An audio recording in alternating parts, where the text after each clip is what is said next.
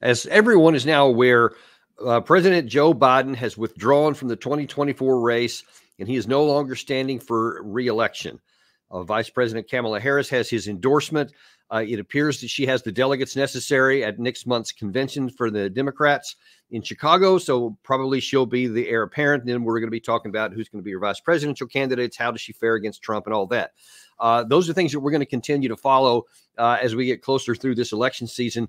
But I want to look at a more fundamental issue first before much daylight gets underneath this announcement, and that is, should President Biden withdraw from his position entirely? Is he still fit to be the commander-in-chief all the way between now and January of next year? That's a crucial question, which I think not enough people are paying attention to because they're looking at all the manifestations and the machinations of the Democratic Party and how all that's going to work out. But let's not lose sight of what really matters the most. And to look into this today, we have and one of our favorite guests, Doug Macgregor, CEO of Our Country, Our Choice, highly decorated combat veteran, just all around great guy. Doug, welcome back to the show, first of all. Thanks.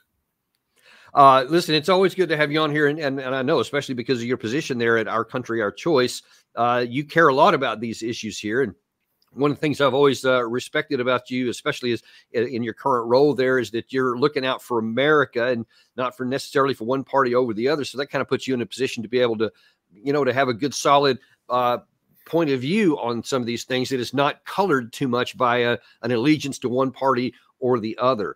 And I actually want to, first of all, just get your view on what's your first impression of when you finally heard that the announcement came down and that he announced he wasn't going to stand for re-election.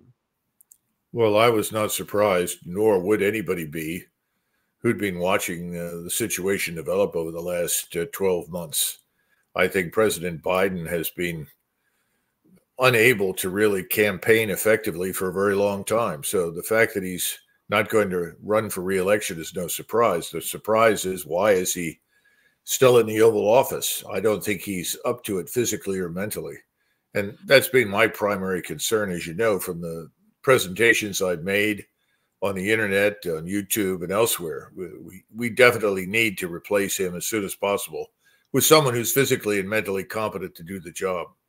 Well, and actually, I did want to see it on that. This is, for those who may not have seen it, this is a piece of your one of your YouTube videos, which really cuts right to the heart of the matter. Every day that President Biden remains in office, we risk further jeopardizing the safety and stability of our country. The role of the president demands sharpness, clarity, and decisiveness, qualities that are essential to navigate the complex and often perilous landscape of global politics. Unfortunately, it has become painfully clear that President Biden no longer possesses these attributes. This is not a partisan issue. It is a matter of national security and integrity. So I wanted to zero in on that last section there, a matter of national security. Now, a lot of people are looking at this and they're saying, well, it's a matter of, does he have the vigor? Does he have the ability to keep going on? Can he get a sentence out without stumbling through it? But you say it's something more serious than that, something about national security. I wonder what you mean by that. Well, consider the international environment that the president confronts at the moment. The war in Ukraine has effectively been lost by the Ukrainians and by us, by implication, strategically. But we don't know where this is going to end or how it will end in terms of an eventual territorial settlement. And there are still opportunities for mistakes for the two sides to inadvertently confront each other. One of the things that neither the Russians nor we, I think, for the most part, have wanted to do is directly confront each other. But we have aircraft flying on the ragged edge of confrontation right now. We have problems at sea, in the Black Sea, in the Baltic. And we still have a large number of American personnel, civilian and military, whether they're in uniform or not, operating on the ground in Western Ukraine. So that's one very serious and potentially dangerous situation. Then, of course, the Middle East. The war in Gaza is by no means over, nor is it likely to end anytime soon if we believe Mr. Netanyahu. He's going to speak tomorrow night. I think he's going to try and extract promises from us that we will support him in widening the war to southern Lebanon, Hezbollah, and potentially Iran. So it's really vitally necessary that we have someone in there who is familiar with what's happening, who understands the conditions. Beyond that, we have this open border, which every day is like a metastasizing cancer. More criminality, more trouble, more drugs, more deaths. We've got to have someone in the White House who grasps the larger strategic picture, which is very, very dangerous. And that's just one area there. You're talking about the Russia-Ukraine war and all that goes on with that. But there's also really, while everybody in Washington and especially within the Democratic Party are focused on, what Kamala's going to do and who's going to be her vice presidential candidate and all that sort of thing. There's lots of things in the Indo-Pacific that are continuing to roil around over there. And a lot of that's with the U.S. military forces taking, talking, especially some of their leaders, talking about the potential for war coming up soon. They want more forces on the ground. Then you have, of course, the Chinese on their side taking lots of provocative exercises or so. And it just kind of gets the feel that nobody's really at the helm on that. Well, I don't think there is, because there is no coherent strategy. We've never had any. It's all being opportunistic, and it looks like the opportunity for confrontation is what we've been seeking. And we are not in a position to do that. Our armed forces are not prepared for the fight. I listened to the chairman of the Joint Chiefs, who was asked point blank, this is this man, C.Q. Brown, could we defeat China in a war? And he says without hesitation, yes. Well, first of all, what does defeat mean? I mean, you can win and lose at the same time. What would the costs be? What are the circumstances under which something like that could occur? Is that what we want? I don't think it is. So it was not encouraging to me at all. I get the feel that there is no one at the helm. You've got a variety of different people in the cabinet and perhaps major donors on the backside that are also adding their views and attitudes and opinions to the mix. This is not how you govern a major power in the world. And we need to get it under control. So we've got to have a clear, absolutely unambiguous transition of power away from President Biden into the hands of presumably Vice President Kamala Harris. Now, whether people like her or not, whether or not they think she's qualified at this point, is probably irrelevant. She is at least mentally competent and physically fit. So let's put her in the job and then surround her with the most competent advice that can be found. That's what we need to do. Now, I'm going to look at some of the things about Harris here in a few minutes, but first of all, just really to kind of reinforce why you say that, because a lot of people may hear that and they're thinking, wait, are you serious? You want Kamala Harris in there? Well, it's not a matter of whether I would like to have her. That's what the election's going to decide here coming up soon. But it's a matter of, can the current office holder even do the job? And look, I want to show you something, first of all, that from last February. This was definitely not the first, but it was one of the most major up to that point. And I want you to notice how similar this is to a second clip I'm going to show you right after it. Watch this from February. There is some movement, and I don't want to well, maybe choose my words. There's some movement. There's been a response from there's been a response from the opposition, but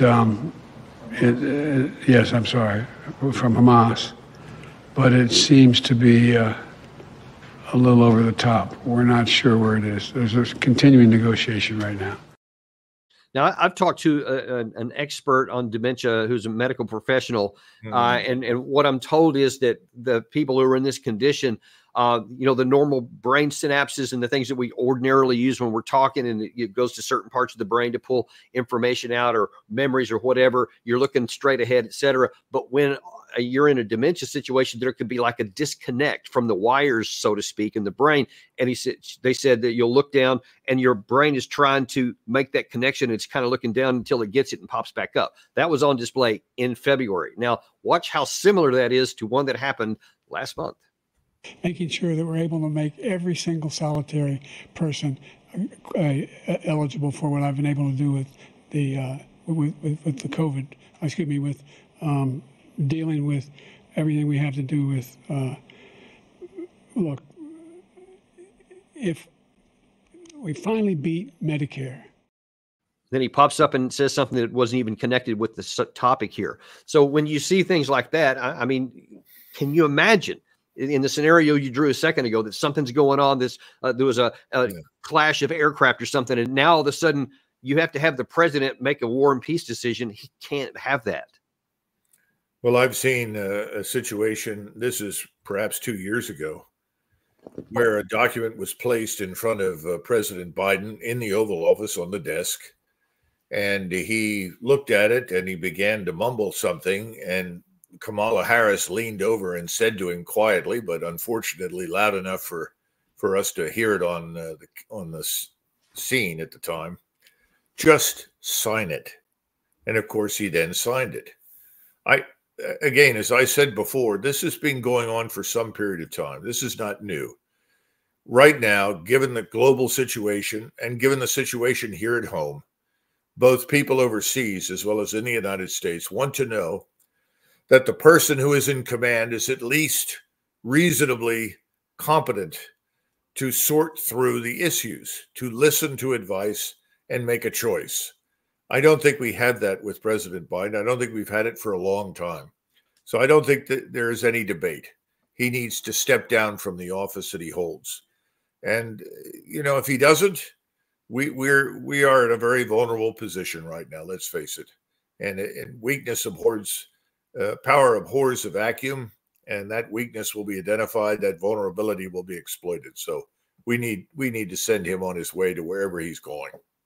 Now, I've got some other things to show that, you know, those were from a little bit last, a couple of things I've got to show from the last couple of days, one of which was yesterday. But before I do that, there's something that I would like to address and at least get your view on.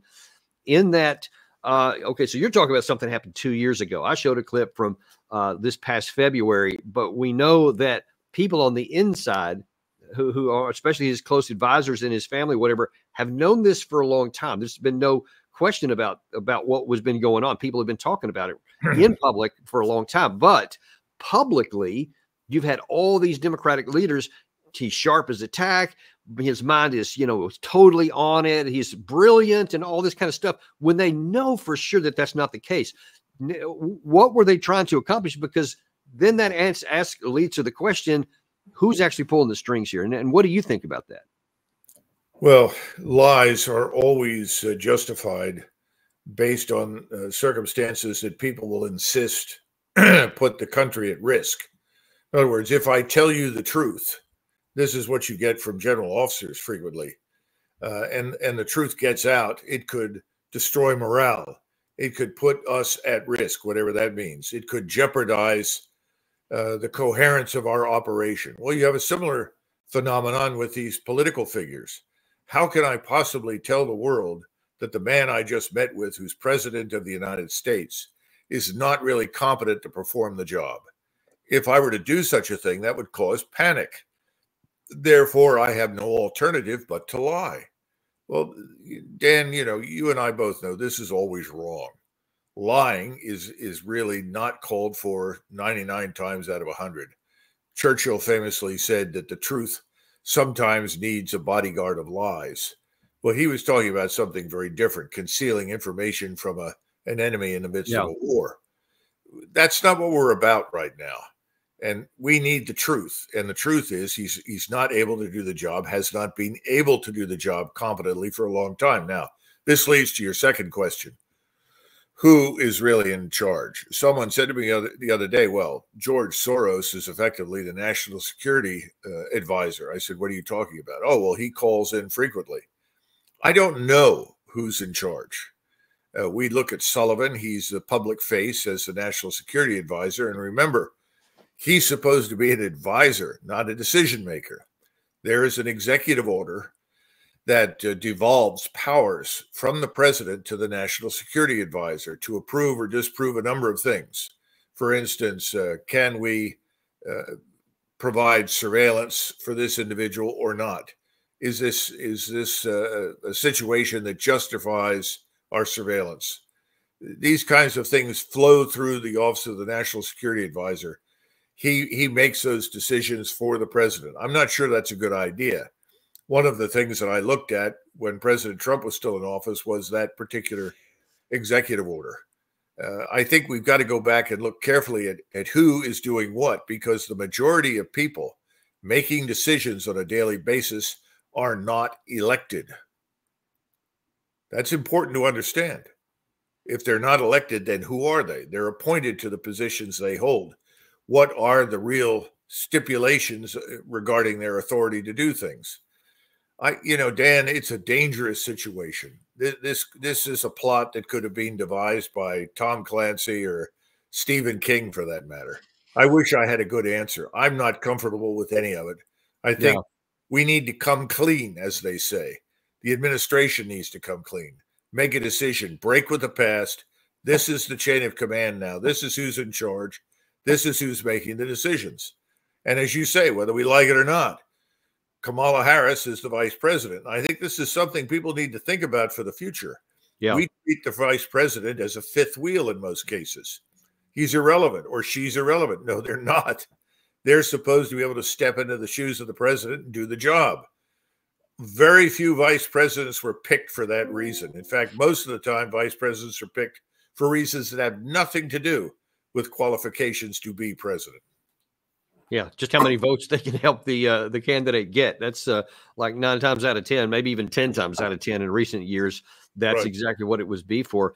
But now you may not be able to answer this because unless you have some insider knowledge from some Democrats or so. But it seems to me that from a practical perspective, even if you're just looking at it from the party perspective of what's going to be best for the party, even if you didn't want to put the country first, which is supposed to be the case for all Americans, but in the fact that you've known that Biden has been having these issues, I mean, even back to the first year of his administration, it seems like after the 2022 midterms would have been the absolute perfect point to say, hey, we're going to transition to a new team here. I'm just going to finish out my 2 years here. I'm going to pass the torch on to the young generation, whatever you wanted to say. So now that you have plenty of time to actually get an election going on with the Democrats so they can have their own elections going into the campaign season. Then they could have chosen a new president, vice presidential candidate, et cetera. Everything would have been good. And then it had plenty of time to prepare the groundwork. But instead, they just continued to say everything was fine until it was literally impossible to hide on that debate stage in June. Why? Do you have any idea why they wouldn't have made the move when it was in their interest to do so? Well, you say in their interest to do so. I don't think it was in their interest to do so.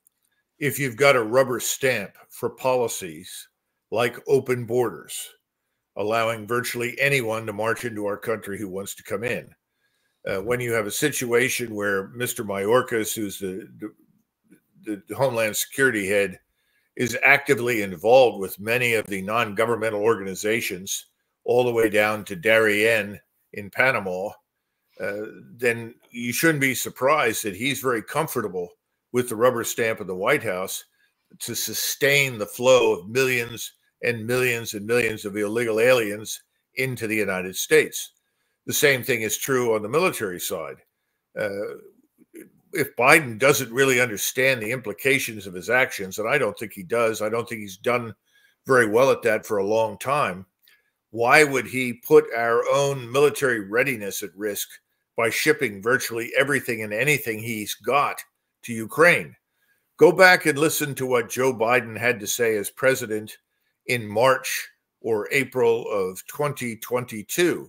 When people asked him, well, are you going to supply this, that, or the next thing, long-range strike missiles, F-15s, F-16s? And he said, no, absolutely not. That would mean world war. I'm sure you can go back and find it. Yeah, I remember it. And within the last 6 to 12 months, what do we get out of him? Sure, we're going to do it. We have to do it. Next question. The man may have had a better grasp of reality at the beginning, but it hasn't lasted very long. And I think people like Blinken and Sullivan and others who are in the cabinet have enjoyed having the rubber stamp. The rubber stamp stops nothing.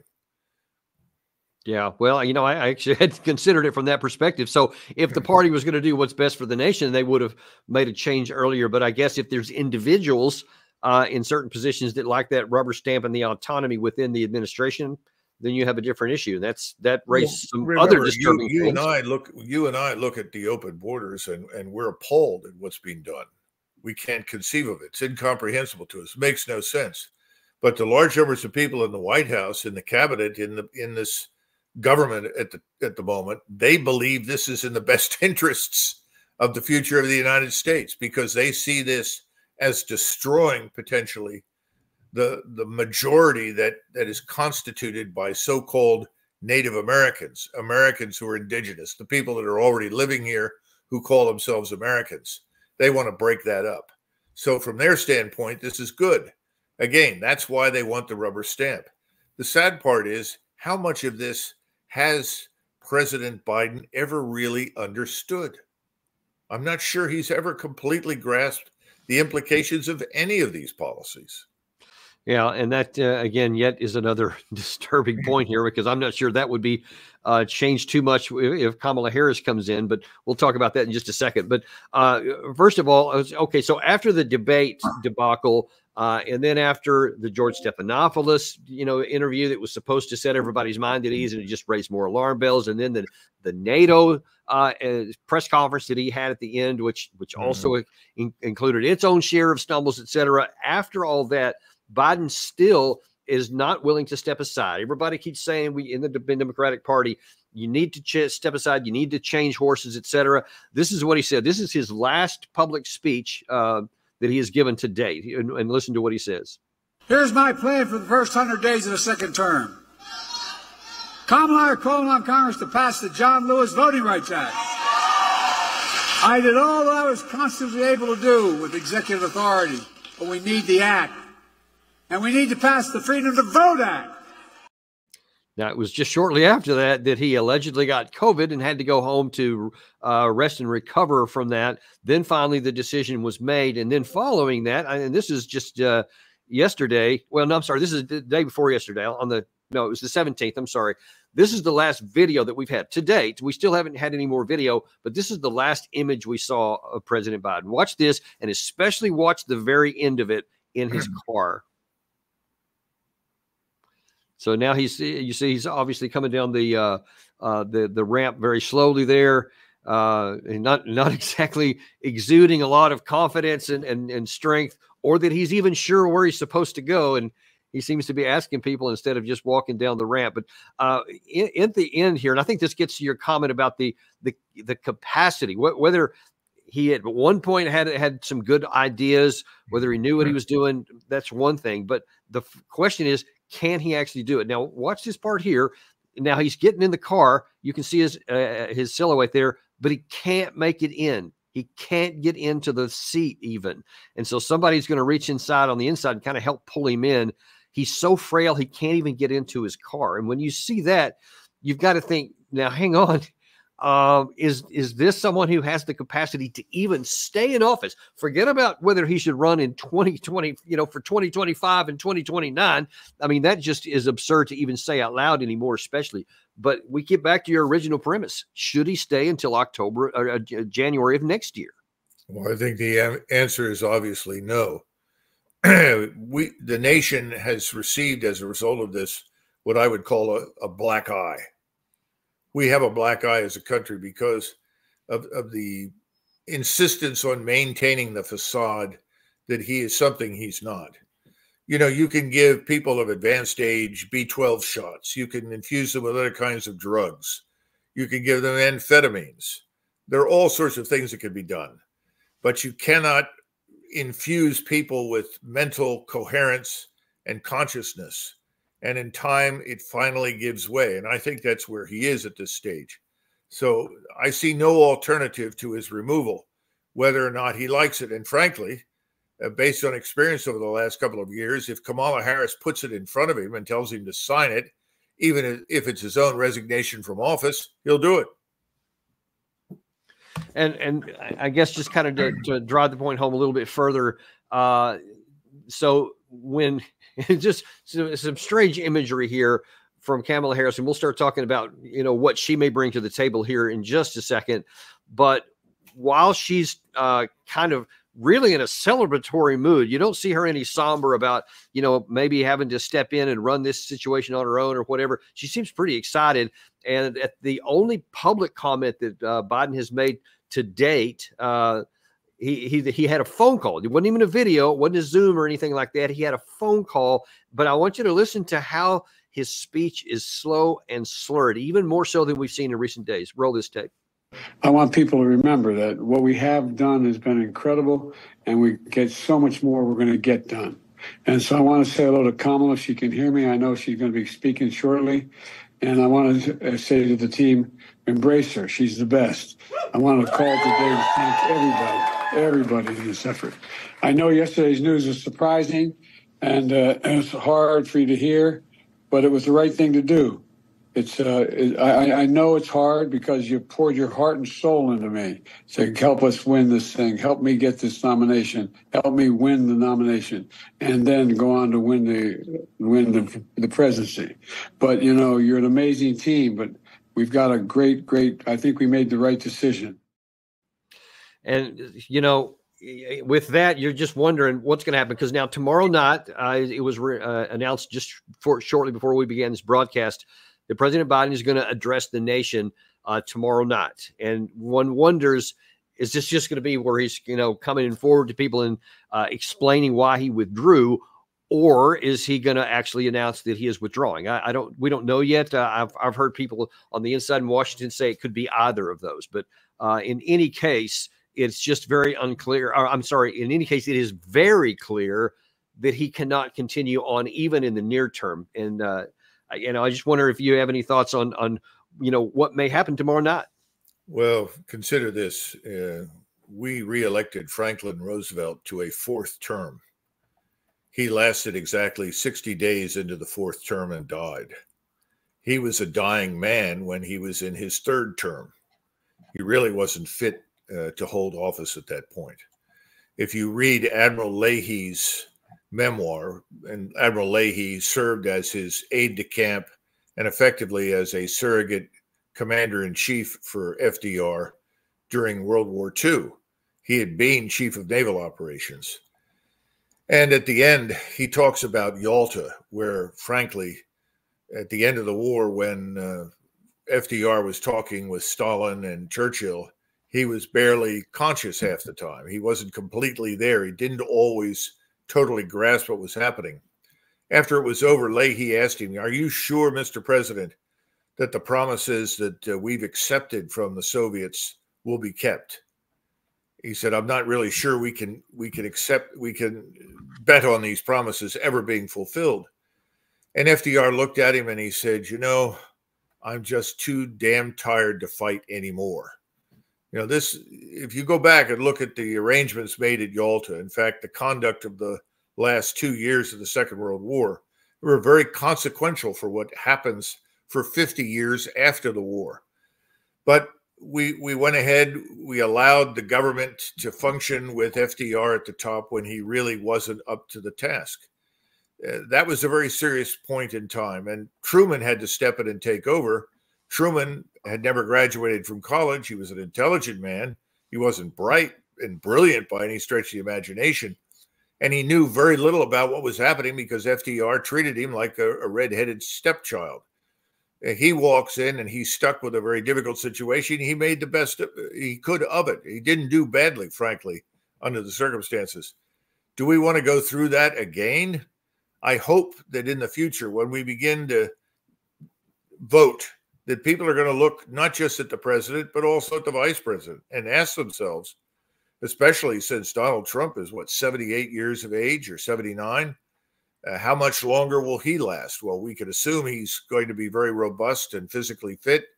I don't think he is, but we can assume that will be the case, but you don't know. So now we have a 39-year-old senator in his first term from Ohio who is poised to replace him if something goes wrong, terribly wrong, horribly wrong. I don't know what will happen on the other side with Kamala Harris and whomever runs with her. The bottom line is we can't continue this nonsense. Yeah. It just doesn't work. Well, and we can't undo the 2020 nonsense, but we have what we have here. And as you say, this is now a stark realization of why what you're saying is so important, that the vice presidential candidate has to be somebody who is genuinely capable of stepping in. Because right now, and this is what I want to look at a little bit, because I think that, in my view, there's no chance that Biden makes it to the next transition to January. I don't think there's any chance, whether he accepts it or not, or something, his health just literally falls apart. We'll see. So we'll see what happens tomorrow night. But the likelihood, in my view, is that there will be a President Kamala Harris sooner rather than later. So let's look at what that's going to mean. Now, look, I know that she's trying to be cool and whatever, but here's this video that's kind of trending around. A lot of people are looking at it right now about her, and this is one of many where she's just kind of dancing around. And again, this is kind of while Joe Biden is apparently with COVID, and he's trying to decide whether he's going to stay in the race, and she's just out partying it up, having a good time. And Doug, impressions matter. And when you're talking about the potential to go and face Xi Jinping in China with some tough negotiations, or Vladimir Putin, of course, which could very much be the case even in the near term here, Kim Jong-un, I mean, you name it, even some of our Western allies, it just is not a good look when you seem to be just enjoying the position and not showing yourself as a serious statesman in charge of the most powerful nation on the planet. Well, these are the perils of this thing that we call democracy. Presidents really need experience in 4 key areas. One, with the armed forces, in command of them, or at least experience in them for some period of time. They need to have an appreciation and understanding of the economy, how it functions, what works, what doesn't. You then have to have experience in domestic politics. That's very clear. And then I would say, finally, you need some understanding of the international system. Who are the people out there? You mentioned Xi Jinping, Putin, Vladimir Putin. There are whole numbers of key actors. What are their interests? How do they think? How do they behave? The last time we had a president that had 3 out of 4 of those areas under the belt was Eisenhower. I would argue that Nixon had perhaps 2, maybe 3 of them. But otherwise, in most cases, all people come to the office of the presidency with experience in one area, domestic politics. That's Kamala Harris's background. She doesn't know anything about the armed forces. She doesn't know anything about, I would argue, the economy, how it functions, how it works, its mechanisms. And I don't think she has the slightest idea how the international system works and who's in it and what people's interests are. So I'm afraid this is the perils of the way we've set the system up. We reward and elevate people who know how to get elected inside the United States. That's it. Well, and by the way, I just want to point out that video, though it's trending right now, it was actually from, as I understand, from 2020. But that doesn't change the fact, because she was still running to be vice president back then. And the things she's done since have just added to that. So I think that still stands. But then that does get clear what she was doing makes sense from a domestic standpoint. Yeah. That's something that many voters will see and say, oh, she's a regular person. That's a good thing. Has nothing to do with governing. Right. Yeah, that's important to distinguish between those. And that gets to the next issue I wanted to talk about, which you've also been out there publicly, and that is with the voting itself. Not just who is selected as a candidate, who you voted for, but the process of voting as well. And you released a video recently on what the government should do on the SAFE Act that's voting, and I want to get into a little bit of that. I'm going to show a clip of what you talked about there, and then I want to talk about, I want you to expand a little bit on why it's necessary. Watch this. Few Americans are aware, but a short time ago, Democrats as well as Republicans raised questions about the conduct of federal elections. In 2018, then Senator Kamala Harris, now Vice President Harris, demonstrated how easy it was to hack election machines. Senator Amy Klobuchar echoed these concerns, pointing out that only 3 companies control most voting machines, and these machines are vulnerable to hacking. Now, Doug, because there was all what happened with the 2020 election, and and all the claims that it was unlawful or whatever, and how all the Democrat parties just know it was really good to go. It's hard to remember that the Democrats were leading the charge on this just one cycle. Before that, you mentioned Amy Klobuchar. Here's what she said. Let me get you to respond to something the Director of National Intelligence, Dan Coates, said about this election. Take a listen, Senator. Our focus here today is simply to tell the American people we acknowledge the threat. It is real. It is continuing, and we're doing everything we can to have a legitimate election that the American people can have trust in. Senator, I have to say it's that last phrase that sort of sent a little bit of a shiver down my spine. So that we can have a legitimate election. It wasn't a guarantee yet. How confident are you that the 2018 midterm elections are going to be legitimate? I'm very concerned that you could have a hack that finally went through. And so, yeah, that's probably what you were referring to there, where she straight up said that, as well as Kamala Harris with some of the other issues, which they don't seem to think about anymore. So what has or hasn't happened with election security since she made that comment? Nothing. If we go back to the election in 2000, where people were trying to sort through things called hanging chads in Florida, and it was a ridiculous exercise. By the time it was over, the Democrats were absolutely convinced that the election had been stolen from them by George W. Bush. And they had a point. I don't know that it was necessarily stolen, but frankly, it raised serious questions about the validity of the electoral process. Now, let's go forward to 2016. Again, there were questions then about the validity of votes being cast. Amy Klobuchar brought it up. She's right. She said, I don't have high confidence. There is no reason today for anyone to have high confidence in the validity of our electoral process. Nothing has changed of substance since 2020. And so what needs to happen? What are you advocating? Well, I gave a detailed outline in that presentation, but the point that I was trying to make is, first of all, do we really want election integrity? One side seems to want it, but both sides never want it at the same time. Yeah. In other words, one side wants it when they think they'll benefit from it. The other side is happy that the electoral process is flawed if it works to their advantage. That's unacceptable. There has to be an understanding that, no, this won't work. We got to get past all these ridiculous notions that, grandma is 92. She really wants to vote in the election, but she's ambulatory. She can't get there. Well, tell grandma, I'm sorry, but grandma can't go and vote then. In other words, stop all the nonsense with this ballot harvesting of absentee ballots. Stop this business with machines. We've been down this road so many times. The French have had problems with online voting. All the Europeans have tried this. Sometimes it works well. Most of the time it doesn't. The French ultimately threw it out. We need to go to a system that's very straightforward. Number one, 48 hours of voting should be possible. And it should be done over a weekend. It should start at 6 in the morning on Saturday and end at 6 p.m. on Sunday. In other words, on those 2 days, you can go and vote whenever whenever you can get away to vote. You're no longer walking away from work or anything else. We don't need a special holiday for it. So that's the first thing. Second thing, you've got to vote in person. I'm sorry, but that's the way it is. And you've got to show up and demonstrate conclusively that you're a citizen of the United States. And what I would recommend that we do, and what I did recommend in the presentation I made, is that we have voter ID cards. And you go to the police station, a police station designated by the governor of the state in which you live. You go to that police station, and they will issue you a voter ID card when you present to them your birth certificate, proof of residence in the area, and or a passport.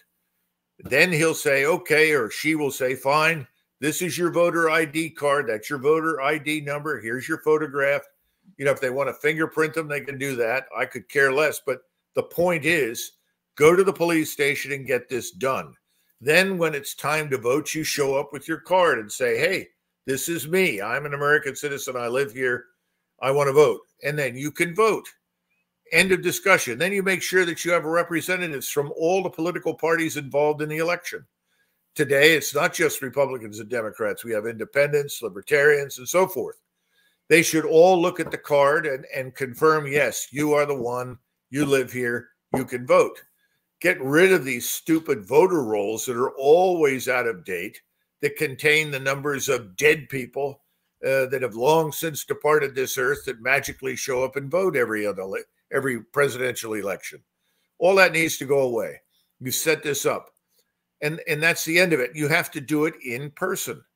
And the only people that get absentee ballots are people serving away from home in the United States military on active duty.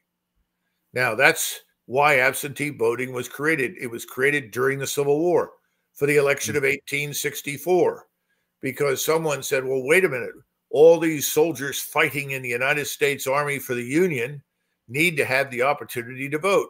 Are they going to vote for Abraham Lincoln, or are they going to vote for George McClellan, the ever popular general who wanted to make peace? Well, they voted overwhelmingly for Lincoln, even though they knew, many of them, that their lives would be lost before the Civil War ended. They voted for the man that wanted to fight for the Union. It's history. That worked.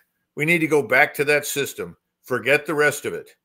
And I think then you can have a free and fair election. And you need to use paper ballots. You know, okay. And let me ask you, it has 1 billion people in it. Over, I think the number was over 700 million people voted in India. And within 24 hours using paper ballots at the polling stations, they had a result. You know, we should get a result as soon as that 48-hour period is over. You open up the lock boxes, which is where all the ballots go. You open those up, you count them, and you do it in sight of all the members of the political parties. And then you announce who's won. End of discussion. This is not hard. Stop the nonsense. Well, this will harm people of color. What do you mean it's harming people of color? I served with people of color in the Army. So did you. They were Americans.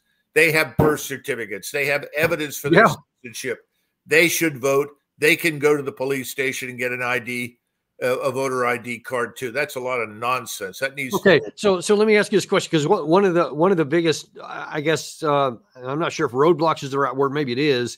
On the opposite side of that viewpoint is that there is a big resistance to saying that only American citizens should vote. Now, to me, it just seems self-evident that every country on the planet, they limit voting to just whoever's their citizen. So you don't have people coming from somewhere else, which could slant the election in different ways. It seems logical and self-evident. Why are so many people against saying, no, there should be an ID so that whoever is voting is who is supposed to be voting, has been validated as being a citizen and valid or authorized to vote? Why is that a hard issue? It has not always been uniformly enforced. That's the first thing. Remember, the Constitution says the states are responsible for the conduct of elections. The reason that decision was made is very simple. At the time the Constitution was written and signed, the states had money. In other words, the colonies, they had active tax revenues. They had sitting members of their respective houses of parliament and so forth, governors. We didn't have that at the federal level. There was almost no federal government at the end of the revolution. Remember, we disbanded the Continental Army, didn't even pay the people that had fought so hard for us for many years. That's then. This is now. We need to get out of the 18th century and live in this century. And we need to understand that the states, many of them have caught up. For instance, in the state of Florida, it explicitly says, if you are not a U.S. citizen, you must not vote or should not vote in the election. But then again, is it rigorously enforced all the time? That's the problem. You have to have penalties set up. If it can be proven that you or you have helped someone other than you vote who is not a citizen, there should be a mandatory jail sentence. End of discussion. You go to jail for 3 years. That would stop a lot of it. We have to have penalties as well as explicit laws. People don't want to do it because they think if I do this, I'm going to be called a racist, a bigot, or something else. It doesn't matter what you do. If you exercise your responsibilities as a citizen and you do what is right, you're going to be called something somebody doesn't like.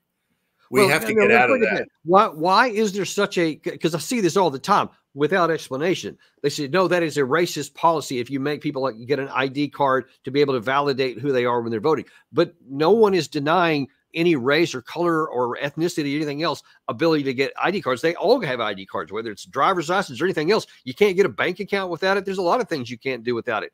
Why the resistance when it comes to voting to just validate that you are who you say you are?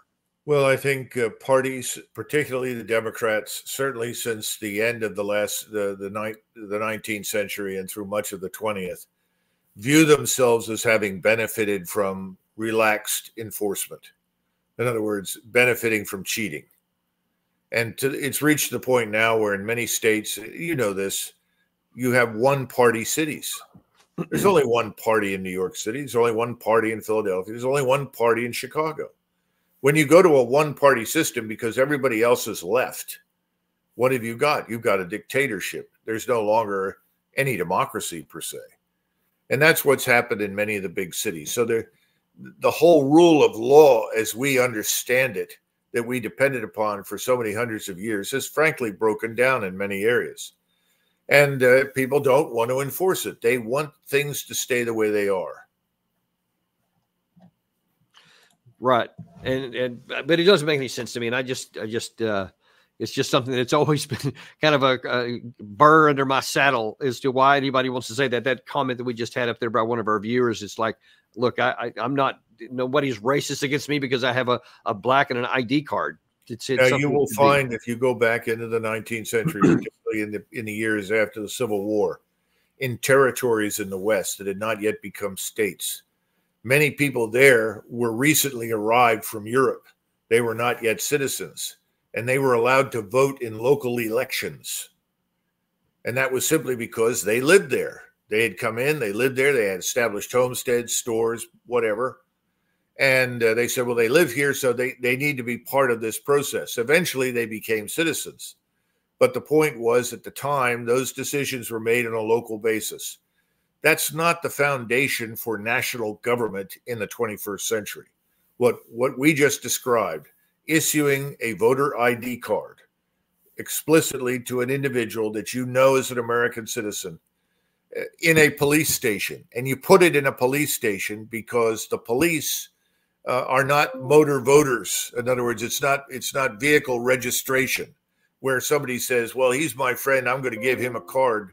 He may not be a citizen, but he's a friend, so I'm going to let him do this. You know, this motor voter business spits out ballots for people who are not citizens. Many aliens live in the United States legally, and they're allowed to vote. They should not be allowed to vote. And again, this sort of relaxed enforcement is common in many states. We've got to stop it. No one wants to go there right now, but we've got to. And the open border has presented us with the greatest single threat to governing ourselves that we have had in many, many years. I would say the greatest single threat to the United States since the Civil War. We have 52 million people inside the United States, at least 52. These are the ones we know about, who were not born in the United States.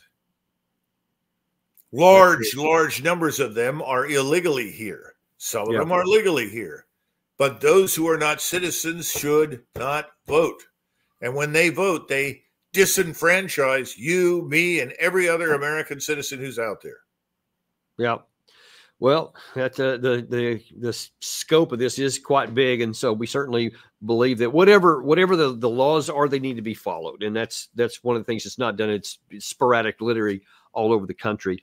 In the time we have left here, Doug, I want to shift over to one more topic because it's so poignant and it's making news even just in the last few hours, and that is on the assassination investigation into the July 13th attempted assassination of President Trump, and the director there Kimberly Cheadle has resigned today. Now, there was some real issues and a lot of sparks that were going along yesterday. And while I certainly think it's appropriate for her to have resigned based on what has happened, that should not shut down the hard questions that have been coming. And there was a few that I want to raise with you that happened yesterday and kind of get where you're coming down on these. Number one, and I'm going to show this video here where the issue of the shell casings and how many there were by the shooter is something that Cheadle knew and something that she expressly refused to provide the answer to. Watch this.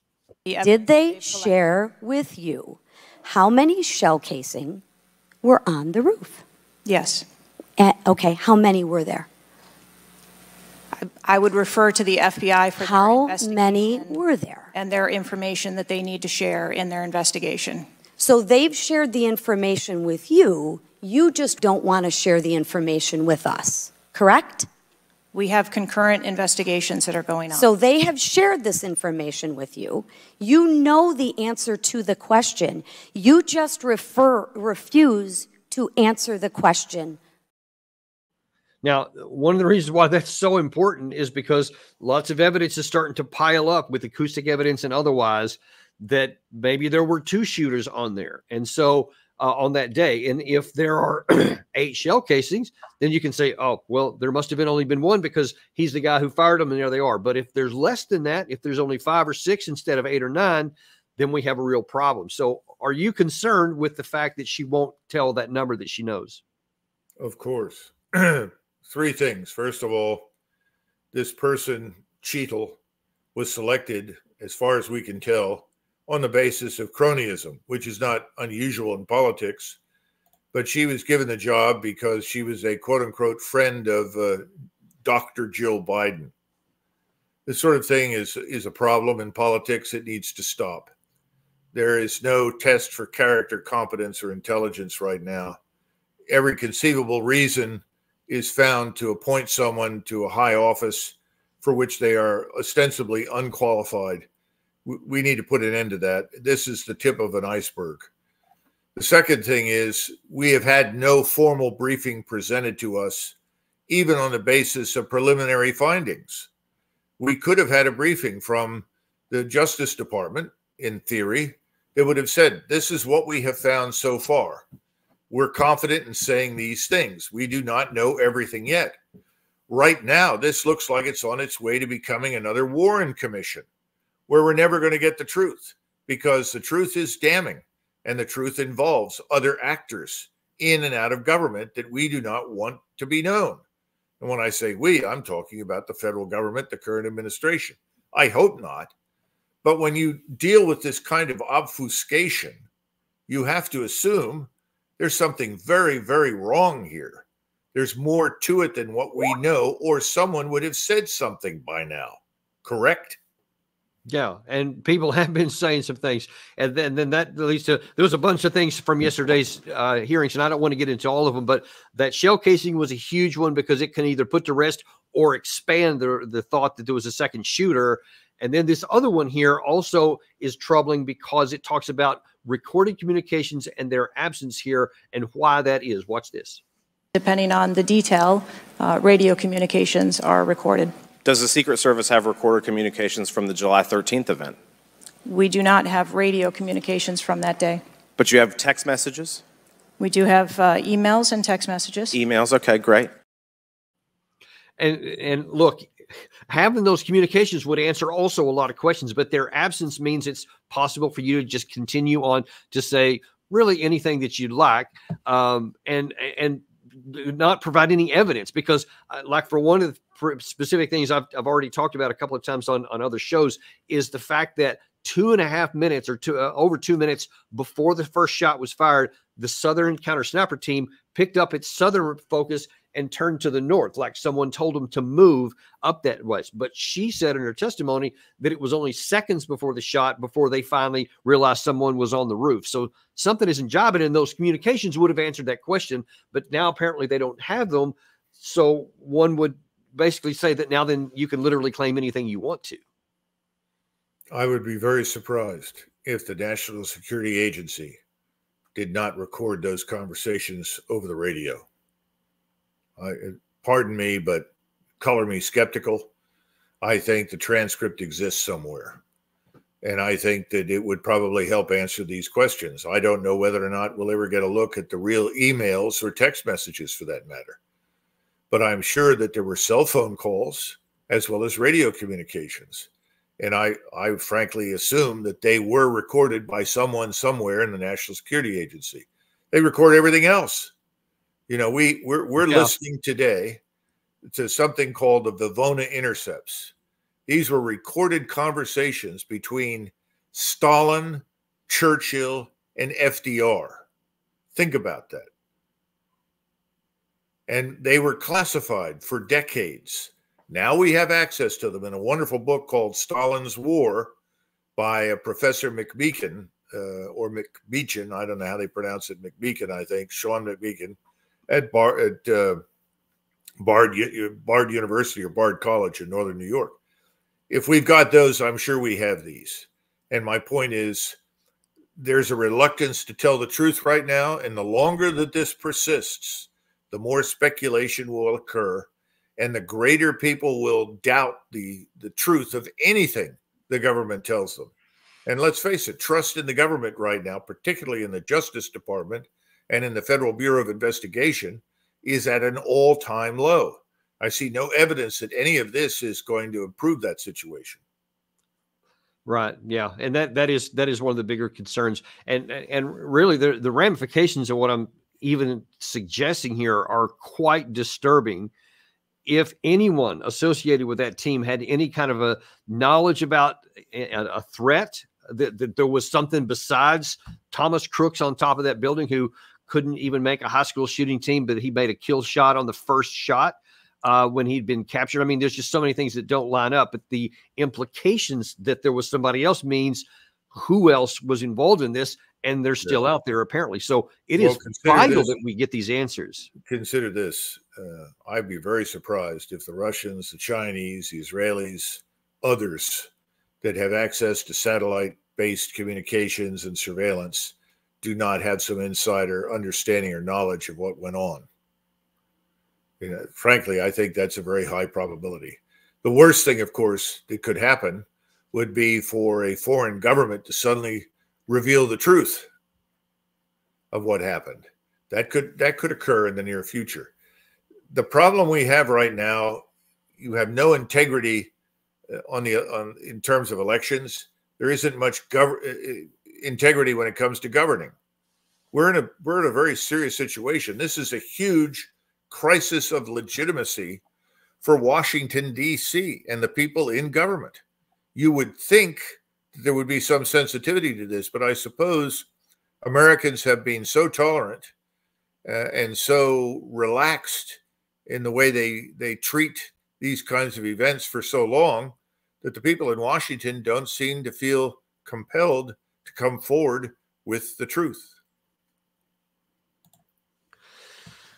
Well, I mean, yeah, there's been lots of people that are understandably reluctant to come forward with the truth, because when they see that some people, and especially if Crooks was a dupe here, and I don't have enough information to know that, things are skeptical. But when they see that some people like that do, or others who have come forward in other whistleblower issues in the past and then suddenly mysteriously died, you can understand why some people would be reluctant to that. But we do need that kind of stuff, because without people coming forward who know the truth, we all remain in peril, and that's just the truth of it, I think. Well, right now, I think that peril is greater than it's ever been in our history.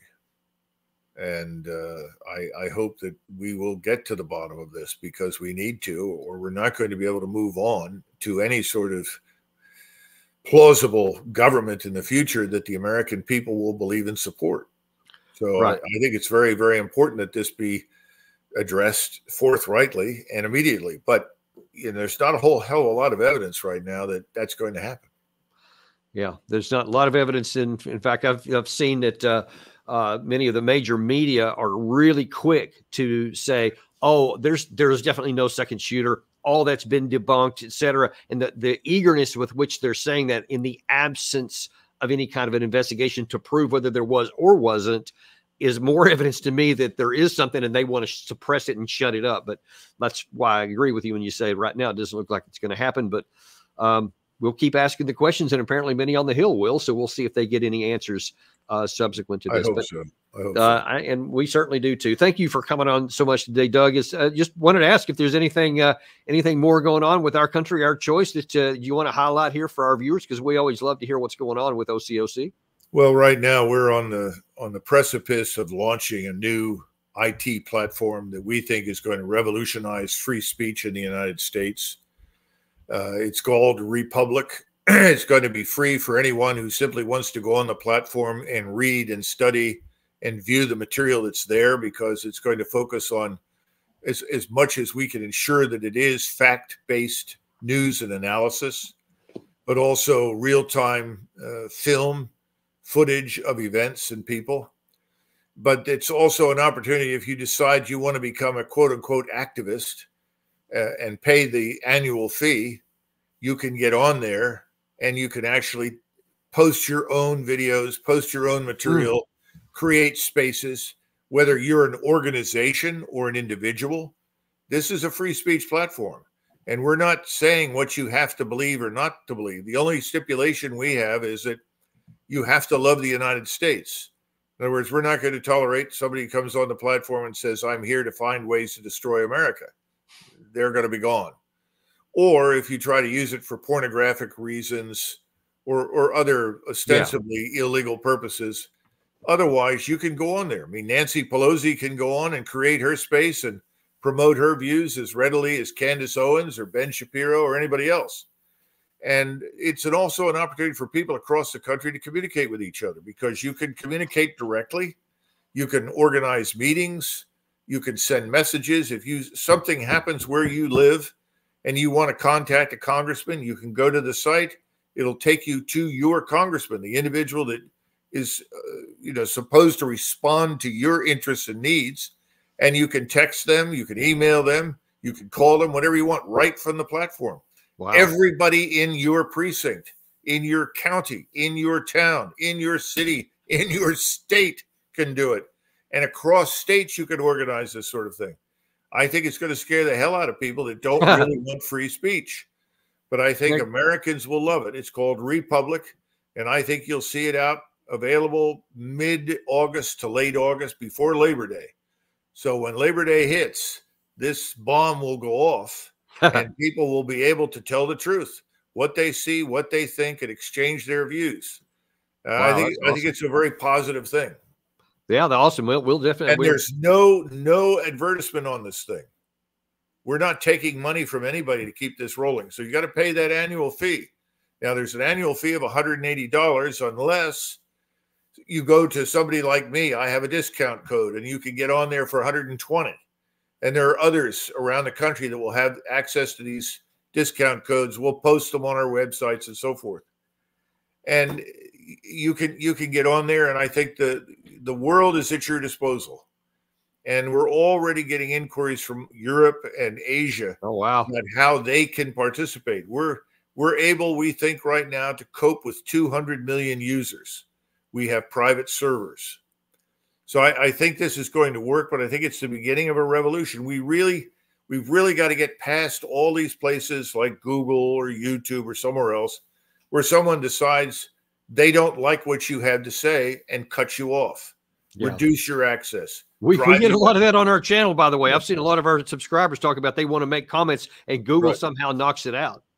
But again, as long as the comments they make are not lewd, in other words, we don't need the foul language and anything pornographic, and it's not threatening in the sense that we hate America, we're going to destroy the country and everybody like you, this kind of nonsense. Otherwise, you're on there. You can say what you think. I think we desperately need it, because history teaches that if you suppress the truth and you suppress public opinion long enough, eventually it explodes in your face in the form of a revolution. So yeah, I think this is a good thing. Sounds great. And we're big advocates of that here. We'll definitely be trying to shovel people in your direction because most of our people love the ability to have freedom of expression, because we got a lot in here that don't agree with some of us, but they're welcome here. And I'm sure they'll be welcome on your channel as well. Absolutely. You got it. All right. Thanks. Cool. Well, Thanks ever so much, Colonel. Appreciate having you on, and always grateful for you guys. Be sure to like and subscribe, and folks, we're going to have some more great shows later this week. We have John Mearsheimer back, I think, on tomorrow. Ambassador Freeman on Thursday, and we've got some other new guests coming on that you haven't seen before that are going to be talking about a lot of the political things in the United States. So a lot coming down the pike here. Please do keep coming back. You will be very glad you did. Thanks. We'll see you on the next episode of Daniel Davis Deep Dive.